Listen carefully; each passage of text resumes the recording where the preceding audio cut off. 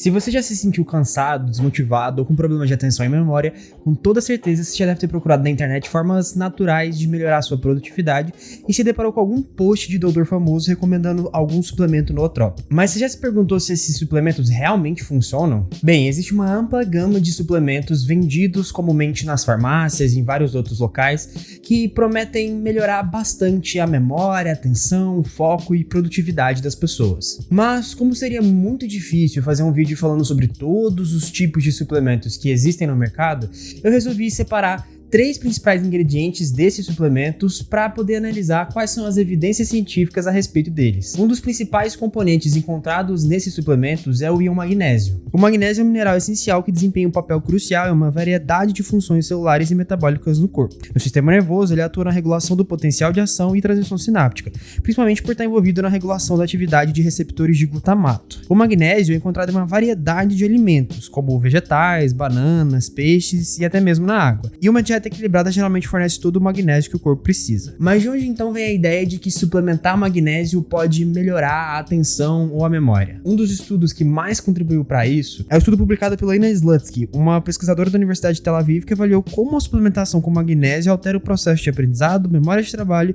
e memória de curto e longo prazo em ratos de laboratório. De forma bem simples, a pesquisadora encontrou grandes diferenças no processo de aprendizado e na memória de curto e longo prazo em ratos tratados com a suplementação de magnésio, quando se comparava com os ratos que não recebiam esse tratamento. Além disso, ela também conseguiu ver diferença na atividade de neurônios excitatórios e na composição de subunidades de receptores de glutamato, daqueles que eu tinha comentado anteriormente. Então, quer dizer que o magnésio é realmente um nootrópico muito bom para melhorar a memória, não é mesmo? Bem, se você for um rato, talvez isso até faça sentido, mas como você não é, eu tenho certeza que você não se contenta apenas com um estudo feito em animais. Se você procurar na literatura, você irá perceber que basicamente não existem ensaios clínicos randomizados que avaliam se a suplementação com magnésio consegue de fato melhorar a atenção, memória e o foco das pessoas saudáveis que estão tomando ele. Esses ensaios clínicos randomizados são as melhores ferramentas que a gente tem para poder identificar como que um medicamento ou um suplemento vai ser capaz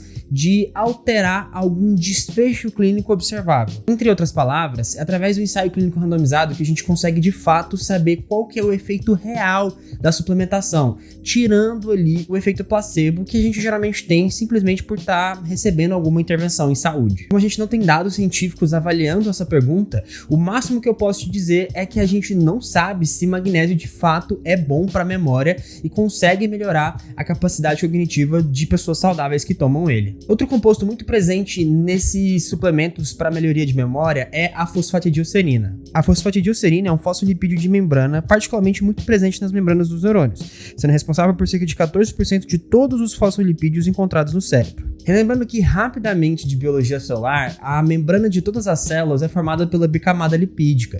E aí você tem esses fosfolipídios de membrana que são importantes para diversas funções celulares, como a manutenção da estabilidade do citoesqueleto, como a permissão de entrada ou saída de certos íons e até mesmo a ancoragem de proteínas que são importantes para o funcionamento da célula. A complexa interação entre esses lipídios e os componentes dentro da célula promove alterações responsáveis por regular a atividade neuronal e a síntese de neurotransmissores. A ideia de suplementar a fosfatidilcerina vem tanto de estudos pré-clínicos que avaliam como que ocorre a melhoria de alguns parâmetros cognitivos em modelos animais, como também em estudos clínicos mostrando uma diminuição do conteúdo de fosfatidilcerina em pacientes que desenvolvem uma demência chamada doença de Alzheimer, que é uma doença que causa bastante alteração cognitiva, principalmente prejuízo de memória. Mas novamente, pouquíssimos estudos clínicos randomizados conseguem de fato avaliar se a fosfatidilcerina consegue melhorar a memória de pacientes que têm transtornos específicos que atrapalham a memória. A única revisão sistemática que eu encontrei mostrou que na literatura uma grande parte dos estudos possui um risco moderado de viés, principalmente por conta de números muito pequenos de participantes ou por não ter o cegamento adequado. Dessa forma, assim como acontece com o magnésio, a gente não pode afirmar que de fato a suplementação com fosfatidilcerina tem a capacidade de melhorar de forma observável a memória, a atenção e foco, tanto em pacientes saudáveis quanto em pacientes que têm algum prejuízo mesmo de memória, uma vez que a gente não tem dado suficiente para poder fazer essa afirmação. Agora, outro composto que também é muito presente e muito se fala na mídia, que aparentemente parece conseguir melhorar a memória e o foco das pessoas, é a ginkgo biloba. Ginkgo biloba é uma planta que tem sido promovida como um suplemento para melhorar a memória e a função cognitiva. Acredita-se que ela possui substâncias que atuam como vasodilatadoras e antioxidantes, o que em tese melhoraria a circulação sanguínea e protegeria contra os danos causados por radicais livres. Como farmacologista, eu já preciso te dizer que não faz sentido nenhum biologicamente a gente avaliar a capacidade de um fármaco ou de um suplemento de melhorar a cognição através da ideia de ser vasodilatador. Se assim fosse, a gente utilizaria antihipertensivos que têm a capacidade de vasodilatar como medicamentos para melhoria da memória em pacientes com Alzheimer. E a gente sabe muito bem que a gente não faz isso porque não tem plausibilidade biológica a ideia de você dilatar mais, logo vai chegar mais sangue no cérebro, logo vai ser melhor para o paciente. Não é necessariamente assim que acontece. Outro ponto importante é que o nosso corpo já produz moléculas antioxidantes e a gente não tem evidência significativa mostrando pra gente que você suplementar com antioxidantes ou aumentar a capacidade de antioxidante necessariamente vai gerar algum tipo de desfecho observável, ou seja, vai melhorar a capacidade do cérebro de se comunicar e, portanto, modificar a nossa atenção, memória e foco. Mas sem falar sobre plausibilidade biológica, a gente ainda assim pode avaliar se de fato a suplementação consegue melhorar a atenção, a memória e o foco das pessoas. Uma das poucas meta-análises que encontrei avaliou 3 estudos que analisaram o impacto da suplementação de ginkgo biloba na memória, função executiva e atenção de indivíduos saudáveis. As análises estatísticas dessa revisão demonstraram que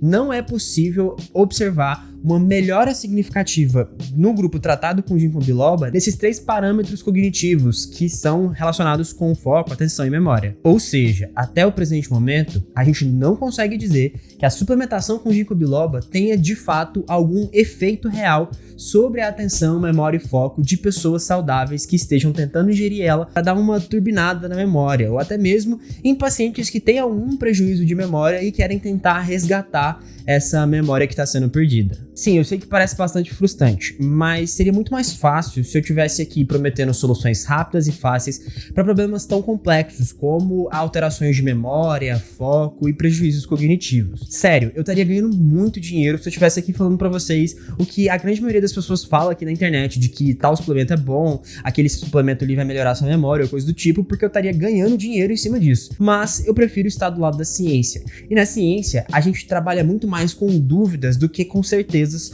como vocês devem ouvir aí pela internet. Se existe uma ausência de evidência, a gente não pode afirmar que, de fato, essa suplementação tenha qualquer efeito sobre as condições cognitivas, a memória e tudo mais. Esses suplementos se aproveitam de brechas na legislação brasileira, porque eles conseguem prometer que vão ter efeitos terapêuticos sem necessariamente precisarem demonstrar estudos sobre isso, porque eles são tidos como suplementos nutricionais, eles são tidos como alimentos e não como medicamentos que de fato precisam mostrar sua eficácia. Antes que venham aqui nos comentários falar, como sempre falam em todos os vídeos, que eu tomei, testei e deu certo pra mim, vocês precisam lembrar que a ciência não funciona dessa forma. Quando a gente vai avaliar se alguma intervenção terapêutica tem a capacidade de melhorar a vida da pessoa, a gente precisa ter objetividade e a partir do princípio de que a gente vai utilizar as ferramentas da ciência para de fato determinar o que é o efeito real e o que pode ser um efeito placebo. Bem, eu espero que vocês tenham gostado desse vídeo. Se vocês quiserem saber mais sobre nootrópicos, ou talvez também se quiserem saber sobre formas que realmente conseguem melhorar